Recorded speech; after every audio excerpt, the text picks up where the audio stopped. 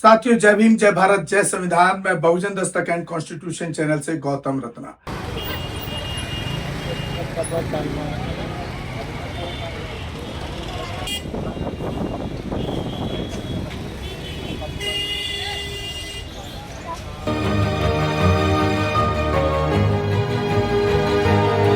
उन्होंने पूछने जा रहा था तो जल्दी में मैं जो घर भूले आया तो पीछे से मेरी घरवाली जो ले आई। अब देखा मैंने आग जल्दी बहुत तेज, तो मैं जो लेकर बैठ गया। लगा जब आग कम हो जाएगी तो जब हुआ। अब वहाँ देखा तो ये 3 लोग खड़े थे, संसार, नौगा, कलंदा और निपिंदर। भाई जब मैं दुकान तो मैंने मुझे कितना आ गई, समझ गया। आज मुझे पता नहीं चला जाने में कैसे निकला, आदमी को जाने क्या हुआ कुछ पता नहीं। और आज एक बहुत ही जघन्य अपराध मनुवादियों द्वारा किया गया, एक अनुसूचित जाति के व्यक्ति द्वारा। ये है नजीबाबाद, जो बिजनौर के पास है, वहाँ की घटना है। और चंद्रशेखर नगीना जो क्षेत्र है सांसद का, उसी के आसपास पड़ता है बिल्कुल। तो मैं आपको पूरी घटना बता रहा हूँ। देखिए कितना खतरनाक ये मनुवादियों का सिस्टम चल रहा है। मैं पहले पूरा मामला आपको बताने वाला हूँ।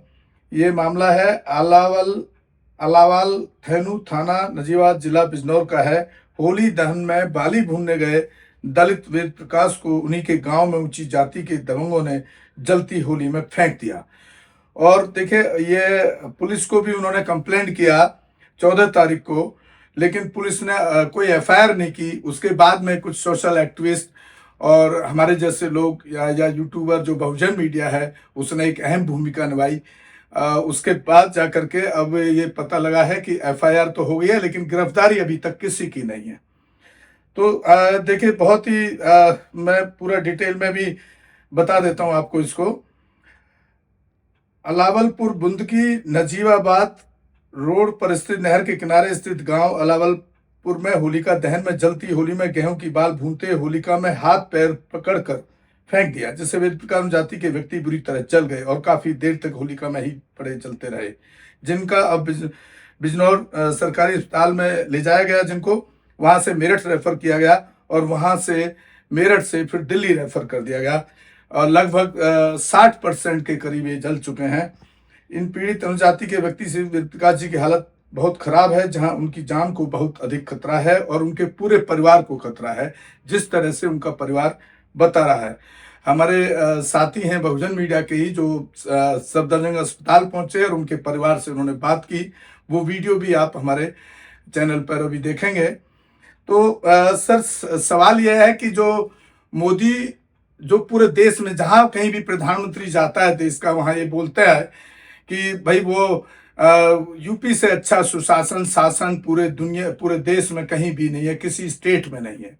और मैं कहता हूं, और मेरे पास डेली के अपडेट इस तरह के यूपी से आते हैं, जहां पर खास तौर से एससी अनुसूचित जाति वर्ग की बहन बेटियों के साथ रेप घटनाएं, छेड़खानी, इस तरह की घटनाएं डेली हो रही हैं। जमीनों पर कब्जे, ये भी एक जमीन से जुड़ा हुआ मामला ही है। इनकी 10 बीघा जमीन थी जिस पर जाटों ने कब्जा किया हुआ है। उसकी उन्होंने कोर्ट में भी गया हुआ केस है, कंप्लेंट की। उसी कंप्लेंट के अगेंस्ट ये नतीजा मनुवादियों द्वारा उनको भुगतना पड़ा। तो इस वक्त मौजूद हूँ राजधानी दिल्ली के जाने माने अस्पताल सफदरजंग में। आपको बता दें हमारे बीच में पीड़ित व्यक्ति हैं। मामला उत्तर प्रदेश के जिला बिजनौर का बताया जा रहा है। जिस वक्त पूरा भारतवर्ष होली के रंग में रंगा हुआ था, धूमधाम से होली मनाई जा रही थी, उसी समय वेद प्रकाश नाम के व्यक्ति को जलती होली में धक्का दे दिया गया, जिससे लगभग वह 40 से 50% गंभीर रूप से जलकर घायल हो गए। फिलहाल वे सफदरजंग अस्पताल में ही जिंदगी और मौत के बीच जूझ रहे हैं। पीड़ित परिवार हमारे बीच में है।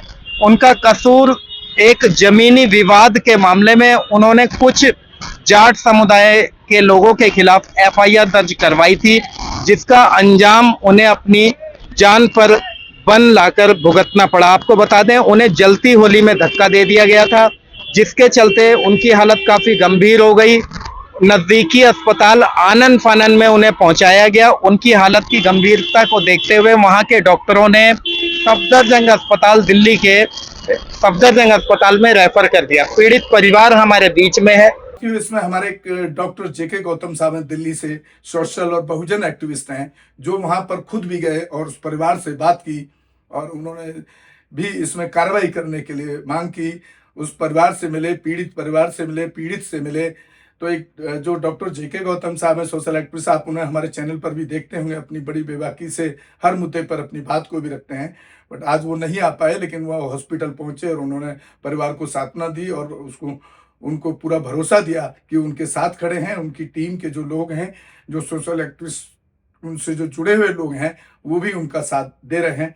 तो मैं पूरे देश के बहुजन समाज के लोगों से अपील करता हूं कि आपको ऐसे परिवारों के साथ खड़ा होना चाहिए, चाहे उसमें प्रदर्शन करना पड़े, चाहे थाने का घेराव करना पड़े, एसएसपी का, डीएम का घेराव करना पड़े, करना चाहिए। वहां के आसपास के लोगों को जरूर जाना चाहिए। क्या कहना चाहेंगे जिस प्रकार से उत्तर प्रदेश में दावा किया जाता है कि सभी को समानता का अधिकार प्राप्त है और कुछ लोग जाति सूचक शब्दों का प्रयोग करते हुए इनके ऊपर जानलेवा हमला करते हैं, परिवार आज भी डर के साए में जीने को मजबूर है। क्या कहना चाहेंगे ये 21वीं सदी का भारत?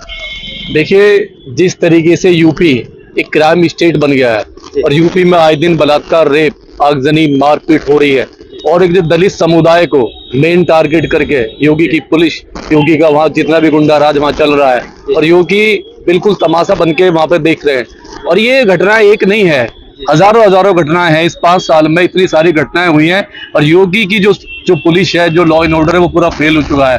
हम अपील करते हैं योगी सरकार से कि आप राम राज्य की बात करते हो। आपने कहा था, आपके जो होम मिनिस्टर, गृह मंत्री ने कहा था कि यूपी में आधा किलो सोना पहन के भी लेडी 24 घंटे घूम सकती है। लेकिन जिस तरीके से इनके साथ हुआ है, होली की रात को, 13 तारीख की होली की रात को, जिस तरीके से बेतुकास जी, इनके जो फादर है, उनको होली की आग में फेंक दिया गया। ये आजाद भारत में पहला किस्सा है कि आप एक जाति से कितनी नफरत करते हैं, एक समुदाय से कितनी नफरत करते हैं। दुश्मनी हो सकती है, किसी भी लेवल की हो सकती है, लेकिन कितनी नफरत है। लोग एक राष्ट्रीय त्योहार मना रहे हैं, उसी टाइम पे आप उसके हाथ पैर पकड़ के, एक जाट समुदाय जो दबंग कहता है अपने आप को, और एक आदमी को उस होली की आग में फेंक दिया जाता है। तो देखिए उनकी क्या सोच, क्या है उनकी। डर, पुलिस का डर, सरकार का डर बिल्कुल भी उनको नहीं है। अगर डर होता तो फेंकने से पहले वो 10 बार सोचते।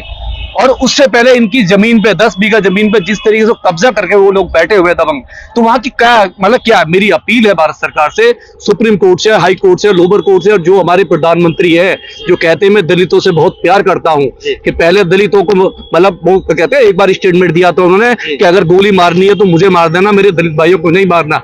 जिस तरीके से जहां बीजेपी की सरकार है, यूपी में मेन, जिस तरीके से वहां आए दिन हमले हो रहे हैं दलितों पे, तो हम उसकी घोर निंदा करते हैं और अपील करते हैं हमारे मोदी साहब से कि आप कम से कम जो आपने कहा था आप उस पर खरे उतरिए। और जो ये जो परिवार है जो पूरा टूट गया है, मेन परिवार के आदमी को आग में झोंक दिया गया, बचेगा नहीं बचेगा तो बात का विषय।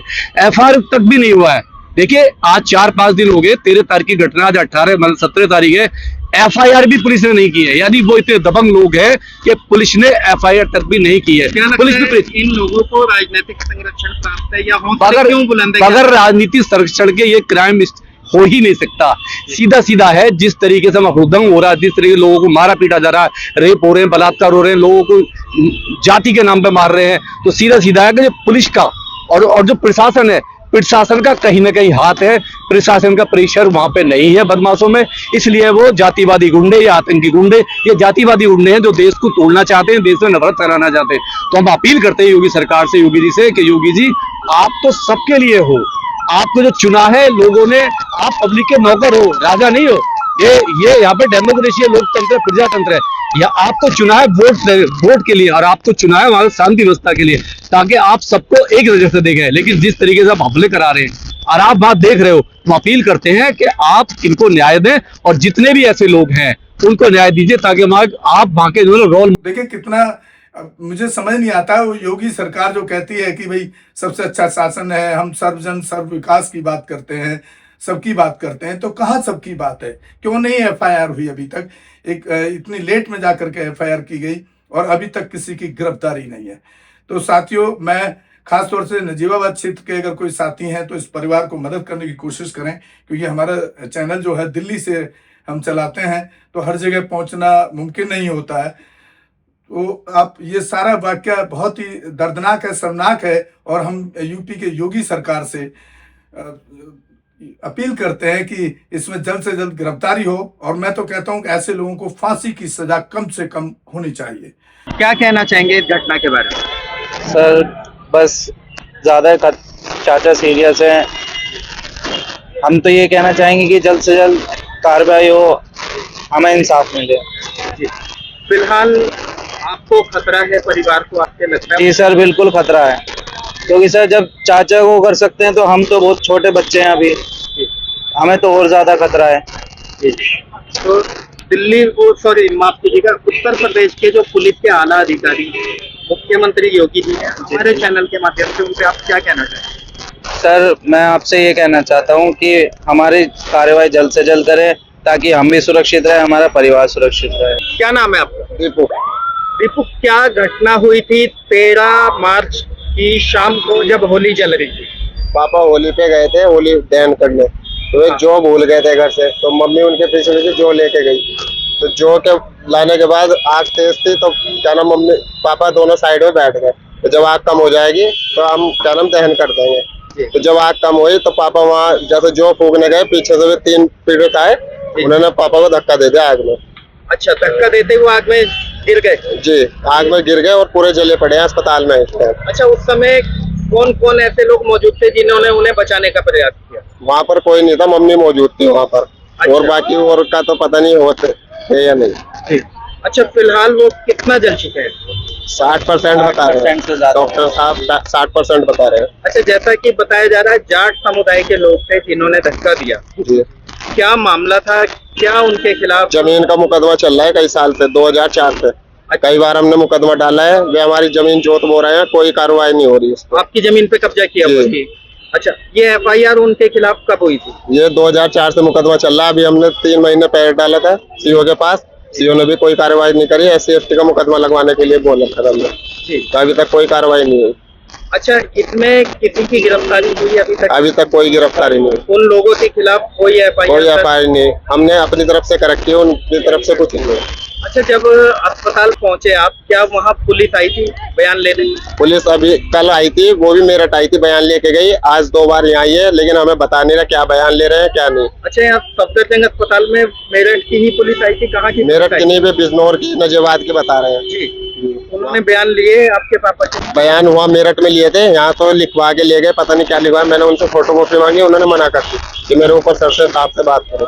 अच्छा, हाँ, मैंने आपके पापा फिलहाल बयान देने की स्थिति में है? हाँ, दे देंगे सर।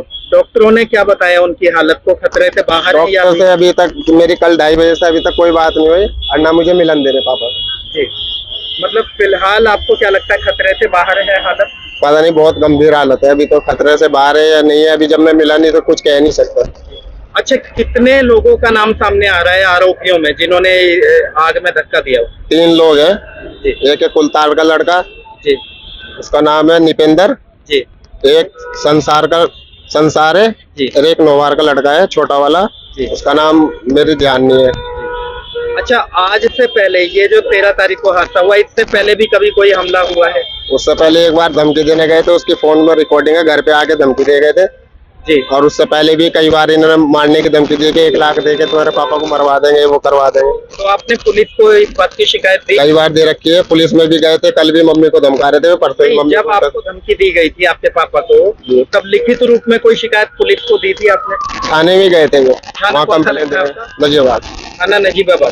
सीओ के पास फोन कर रहा था, सीओ के पास गए थे। जी, उन्होंने कोई आश्वासन दिया कुछ नहीं, कार्रवाई नहीं करी ना। कार्रवाई 1 हफ्ते में जांच करेंगे, 1 हफ्ते के बाद पापा फिर गए थे, कुछ कार्रवाई नहीं हुई। अच्छा, कितनी जमीन है जिसपे इन लोगों ने कब्जा किया? 10 बीघे जमीन है हमारी। 10 बीघा। तो फिलहाल आप योगी आदित्यनाथ जो कि मुख्यमंत्री हैं यूपी के, उनसे क्या कहना चाहेंगे? हम कहना चाहेंगे हमारी जल्द से जल्द कार्रवाई हो, इस मुद्दे पे बात उठे। अभी तक कुछ कार्रवाई हो नहीं पा रही सर। अच्छा, क्या इससे पहले जाति सूचक शब्दों का भी प्रयोग किया उन्होंने? कई बार मारने उड़ने की धमकी दी है, उल्टा सीधा बोलते हैं, आग में फेंकते हुए भी कह रहे जा चमार तू साले मर, उल्टा सीधा बहुत बदतमीजी से बात करते हैं। कई बार धमकी देने आ गए घर, कम से कम 4-5 बार हमला कर चुके हैं, लेकिन हम बार बार जाते हैं, कार्रवाई नहीं करती कुछ पुलिस। वे पैसा भर देते हैं, पुलिस चुप हो जाती है। आप कितने भाई हैं? हम 3 भाई हैं। क्या अभी भी उन लोगों पे आपको खतरा है? जो सर पूरा खतरा है, जब पापा को खतरा हो सकता है तो हमें भी खतरा है पूरा। हम तो इसलिए तीनों भाई बाहर रहते हैं, छोटा भाई गुजरात है, बड़ा भाई ऋषिकेश रहता है, मैं देहरादून। हम तो बाहर ही रहते हैं, घर वाले घर भी नहीं बुलाते।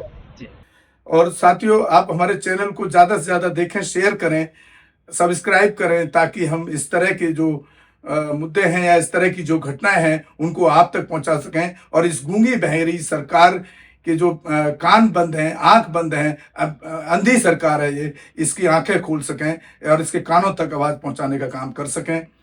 तो आप हमारे चैनल को ज़्यादा कुछ आर्थिक सहयोग भी करें, ताकि हम इस तरह, क्योंकि एक बड़ा खर्चा करना पड़ता है ये सब स्टूडियो चलाने के लिए, जितना हो सके उतना करें। इसी के साथ मैं आपसे विदा लेता हूं। जय भीम, जय भारत, जय संविधान, नमो बुद्धाय। धन्यवाद साथियों। हमारे चैनल लाइक, शेयर, सब्सक्राइब देखना मत भूलिएगा। जय भीम, जय भारत, जय संविधान, नमो बुद्धाय। धन्यवाद। चैनल आर्थिक समस्या से गुजर रहा है।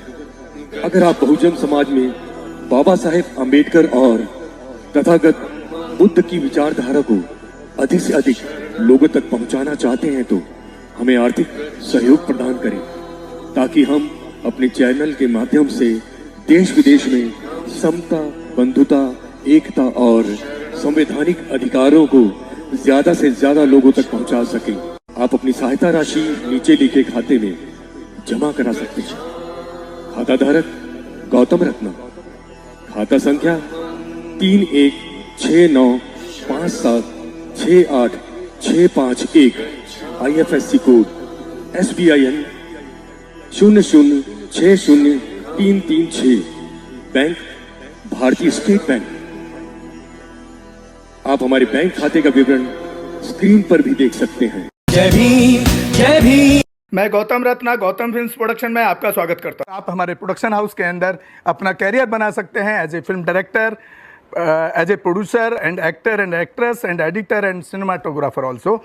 अगर आपको फिल्म से रिलेटेड कुछ भी प्रोजेक्ट आपको बनवाना है तो हमारे पास में पूरा सेटअप है, जिसमें फिल्म कैमरा है, शूटिंग लाइट्स है और एडिटिंग है। सारा A to Z एक ही जगह पर आपको हमारे यहाँ पर मिल जाएगा। तो दोस्तों, आप हमें कांटेक्ट कर सकते हैं हमारे नंबर्स पर 9810085714।